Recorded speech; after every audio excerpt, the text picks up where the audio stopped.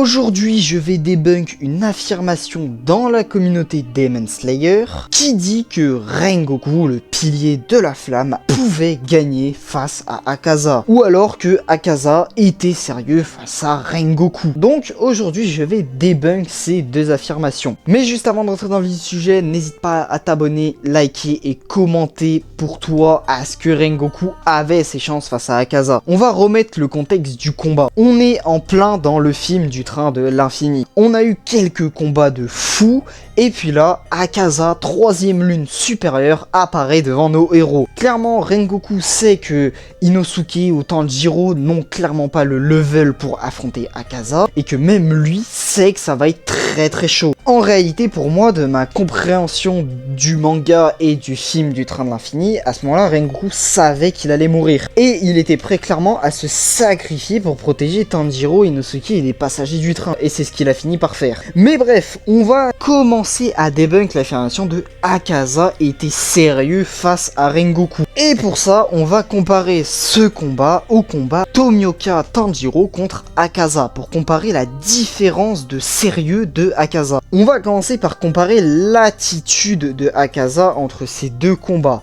Face à Rengoku, Akaza n'était clairement pas sérieux. Clairement, il s'amusait face à lui. Alors que Rengoku, lui, était mais full sérieux. Il voulait vraiment empêcher Akaza de tuer les passagers du train ou Tanjiro ou Inosuke. Pendant tout le combat, Akaza a spammé à Rengoku de devenir un démon. À chaque fois, il lui dit « Deviens un démon, tu seras encore plus puissant que ce que tu n'es déjà. » Car oui, Akaza a quand même été assez impressionné de la perf de Rengoku. Mais bon, clairement, Akaza était au-dessus de Rengoku pendant tout le combat. Il a fait exprès de se prendre des coups de Rengoku pour montrer sa régénération cheatée. Rengoku s'est pris 3 coups de Akaza et il était en sang et complètement épuisé. Et puis, juste regardez les expressions faciales de Akaza pendant le combat. Le mec sourit, rigole et n'est même pas en mode sérieux pendant tout le combat. Alors si on compare son attitude contre Tomioka et Tanjiro, là le mec est sérieux, il rigole beaucoup moins et là surtout il déclenche des techniques surpuissantes. Et puis il est même mis en difficulté alors que Rengoku ne l'a pas mis en difficulté. Si on analyse les deux combats, on peut déjà débunk l'affirmation de Akaza était sérieux face à Rengoku.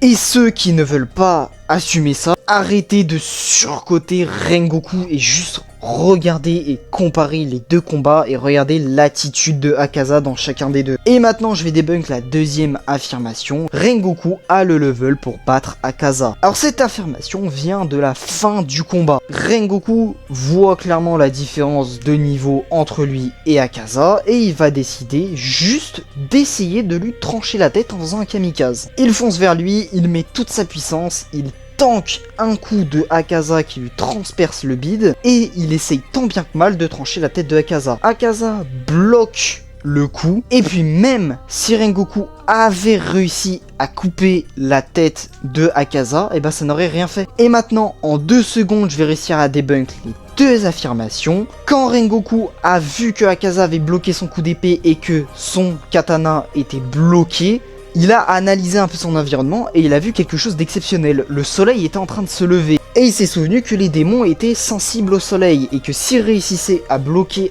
Akaza pendant assez longtemps, et bah c'en était finito de Akaza. Et d'ailleurs, Akaza l'a très bien compris. Et c'est pour ça qu'il a commencé à stresser et qu'il a voulu fuir le plus vite possible parce qu'il ne voulait pas mourir du soleil et non de Rengoku. Donc, en d'autres termes, le soleil a le niveau pour battre Akaza, mais pas Rengoku. Maintenant, on va débunk une autre affirmation. Si Rengoku avait eu la marque des pourfendeurs, il aurait pu battre Akaza. Eh bien, toujours pas. Pourquoi ? Tomioka, marque des pourfendeurs, Tanjiro, marque des pourfendeurs et même un peu de souffle du soleil n'ont absolument pas impressionné Akaza et Akaza aurait gagné contre Gyu s'il n'avait pas eu son flashback scénaristique. Donc 2 personnes avec la marque de pourfendeur et des souffles complètement cheatés n'auraient pas pu gagner face à Akaza. Donc c'est pas un Rengoku, marque des pourfendeurs, qui aurait pu gagner face à Akaza. Donc voilà, j'ai fini de débunk ces petites 2 affirmations. Donc bref, j'espère que vous avez kiffé cette vidéo les gars. N'hésitez pas à liker, vous abonner, commenter, tout le tralala. Moi les gars, je vous dis à demain pour une nouvelle vidéo. C'était Tsuke. Ciao ciao.